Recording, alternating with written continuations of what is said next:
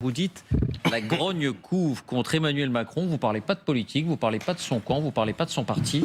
Vous parlez des gens. Des gens, des Français. La grogne, oui, c'est la grogne, c'est le feu qui couve. Et sous la cendre, on pense que tout est éteint parce que la France fonctionne. Tout fonctionne aujourd'hui en France. Mais sous la cendre, il y a le feu. Et le feu hier, ce week-end plutôt, on l'a vu dans deux endroits qui me paraissent tout de même intéressants à noter.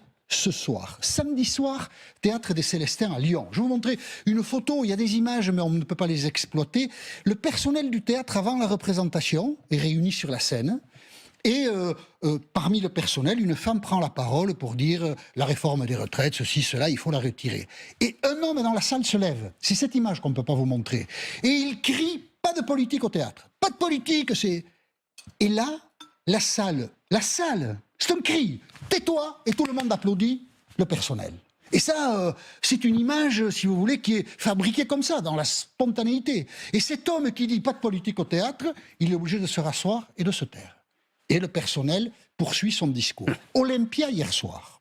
Alors à l'Olympia, la vedette qui tenait le haut de l'affiche, je ne la connais pas, peut-être que les gens vont dire « Oh, mais qu'il est nul, ce type, il est dépassé par les événements ». C'est une chanteuse norvégienne, on la voit là, Marie Ringen, qui est connue sous son nom de scène par certaines personnes et pas par moi, Girl in Red, la femme en rouge. Bon, très bien, elle n'est pas en rouge, d'ailleurs, bon, j'ai pas trop compris, puis sans doute c'est une célébrité, mais j'ai été passé à côté. Très bien. On est deux à être nuls. Très bien. Alors elle fait son tour de chant, 3, 4, très bien, formidable. Et là, Merci camarade d'être solidaire de mon ignorance. Déconnecté.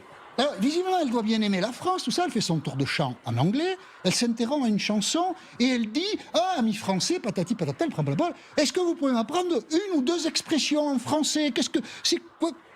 Parlez-moi français. » Et la salle, spontanément, c'est pas organisé.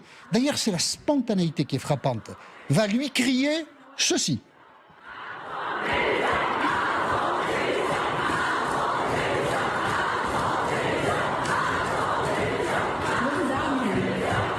Alors elle crie, la salle, pour ceux qui n'auraient pas entendu, et c'est pas une personne qui crie, c'est la salle qui crie. Macron démission. Le fait politique, c'est la spontanéité. Parce qu'il y a des mouvements de foule ou de groupes dont on pense toujours que... Il y a des, et puis on a raison souvent de le penser, hein, il y a des agitateurs, il y a des professionnels, bon, bien sûr. Là, rien n'est prévu, pas possible. Dites-moi quelques mots de français pour que j'apprenne et la salle crie Macron démission. Les premiers qui viennent à l'esprit, c'est Macron démission. Je trouve ça incroyable. Et alors elle, après, du coup, elle comprend pas bien, elle se tourne vers son orchestre, et il y a un mec qui lui fait un signe, elle dit, bon, et en anglais, elle dit, bon, je vais chanter une autre chanson. Tu as raison, Girl on Red, c'est ce que tu as de mieux à faire. Le feu couve, la société est en feu, mettons cela. En feu. Oui, il y a du punch là-dedans. Quand on voit la salle à l'Olympia, moi quand même, je me dis quand même, c'est extraordinaire ça. Pour vous porter la contradiction, Jean-Michel, on pourrait dire on est dans une salle de concert parisienne, on est dans un théâtre parisien, dans la salle de concert c'est beaucoup des jeunes, donc c'est peut-être pas la France. Bah, c'est les Français déjà. Vous acceptez ça? Non, bien sûr. Non, je veux dire, c'est peut-être pas représentatif. Non, mais rien n'est jamais représentatif. C'est un indice. Non, mais je dis, c'est pour vous porter la contradiction, pour animer un peu la conversation. Mais vous savez, moi l'autre jour, j'ai vu des gens, je connaissais personne en fait parmi les gens que je voyais. C'était un truc comme ça. On était 9. Moi, j'ai rien dit. Hein. Eh bien, les 8 autres étaient contre la réforme des retraites. Alors, ils représentaient qui ils représentaient, mais je n'ai jamais entendu. Enfin, c'est très rare en fait d'entendre quelqu'un qui dit il faut soutenir Macron. C'est devenu très rare. Et je pense que la salle de l'Olympia, de ce point de vue, elle est représentative.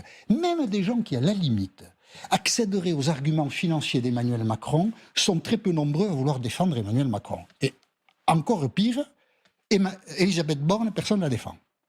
Elisabeth Borne, pendant 3 jours, elle va recevoir des gens pour leur dire je ne sais pas quoi.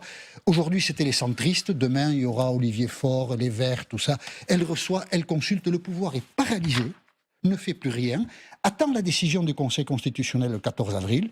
Il est très probable que le Conseil constitutionnel valide, peut-être pas en totalité, mais valide. S'il annule la loi, alors là, il y a quand même eu très peu de lois annulées en bloc. Et donc on a un gouvernement et un président qui sont paralysés, et me semble-t-il, une grogne contre eux qui a un niveau rarement connu. Je ne sais pas comment les affaires reprendront, hein. Moi, mon opinion, c'est que si le suffrage universel ne nettoie pas tout ça, on aura quand même une scène politique agitée et pas sympathique.